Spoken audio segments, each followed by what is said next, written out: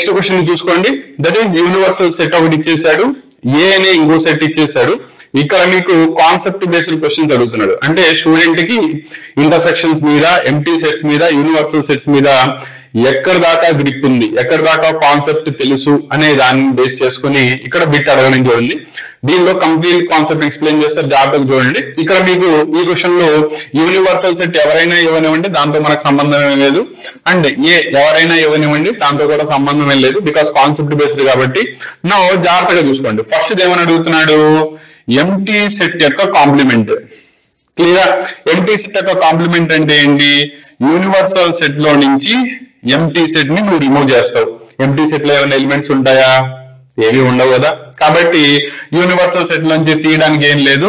కాబట్టి complement of an empty set is the universal set. First bit ఓకేనా? Next bit చూడండి.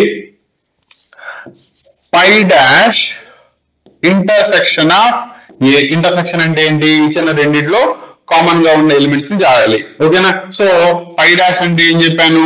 Universal set intersection of A. Clarity వచ్చిందా?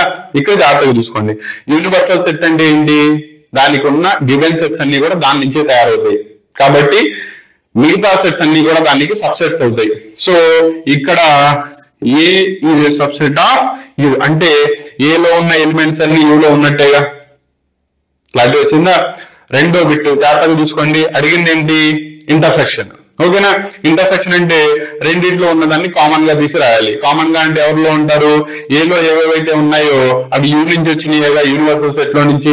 కాబట్టి రెండిట్లో common గా ఉన్న ఎలిమెంట్స్ అంటే ఎవరిలో ఉన్నాయి వస్తాయి? ఏలో ఉన్నాయి వస్తాయి. కాబట్టి మీకు అడిగిన క్వశ్చన్ కి that is pi dash intersection of any set A is equal to the set itself. So మీకు ఇచ్చిన దానిలో ఆప్షన్ ఏది కరెక్ట్ అవుతుంది? That is A. దీనిలో నేను మీకు ఇంకో బిట్ చెప్తాను చూడండి. ఇదే కనుక బిట్ ఇలా అడిగాడు అనుకోండి, universal set union of given set. అంటే రెండిట్లో ఉన్న ఎలిమెంట్స్ ని కలిపి రాయాలి అండ్ కామన్ గా ఉన్న ఎలిమెంట్స్ రిపీట్ అవ్వకూడదు. ఓకేనా? అప్పుడు ఏమవుతుంది? ఇవన్నీ కూడా దీనికి సబ్సెట్స్ కాబట్టి ఇదే మళ్ళీ రిపీట్ అవ్వడం జరుగుతుంది. కాబట్టి it is nothing but universal set అవుతుంది. ఓకేనా? కాబట్టి ఇక్కడ జాగ్రత్త గుర్తుపెట్టుకోండి. Universal set intersection of any set will be the set itself, whereas universal set union of A is universal set itself వస్తుంది. ఓకేనా? సో ఈ వీటిని మీకు సెట్స్ మీద బేస్ అయ్యి ఎంటీ సెట్స్, యూనివర్సల్ సెట్స్ మీద కాన్సెప్ట్ క్లియర్ గా అర్థమైంది అనుకుంటున్నాను. అర్థం కాకపోతే కనుక కింద కామెంట్ లో తెలియజేయండి, డెఫినెట్లీ ఆన్సర్ ఇస్తాను. మళ్ళీ చెప్తున్నాను అనుకోమాకండి. ఓకేనా? నేను మీ క్లాస్ చెప్పాను అంటే క్లాస్ మీకు అర్థమైందో లేదో తెలియాలి కదా. ఓకేనా? అన్పర్పస్ఫుల్ గా ఏదో నేను వాగేసి అది మీకు అర్థం కాగా మీ టైం వేస్ట్, ఇది నా పర్పస్ కాదు. ఓకేనా? అందుకనే ఎవ్రీ క్వశ్చన్ అయిన తర్వాత మళ్ళీ క్లియర్ గా చెప్తున్నా. దీనిలో ఏమైనా డౌట్స్ ఉంటే కనుక కింద తెలియజేయండి అని చెప్పి. ఓకేనా? ఎందుకంటే ప్రతి స్టూడెంట్ కి ప్రతి క్వశ్చన్ క్లారిటీ రావాలని ఏం లేదు, ప్రతి క్వశ్చన్ లో డౌట్ రావాలని కూడా ఏం లేదు.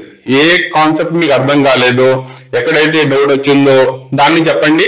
అండ్ ఆ క్వశ్చన్ దాకా మళ్ళీ మీకు సపరేట్ గా కామెంట్ కి రిప్లై ఇవ్వడం దానికి ట్రై చేస్తాను. ఓకేనా?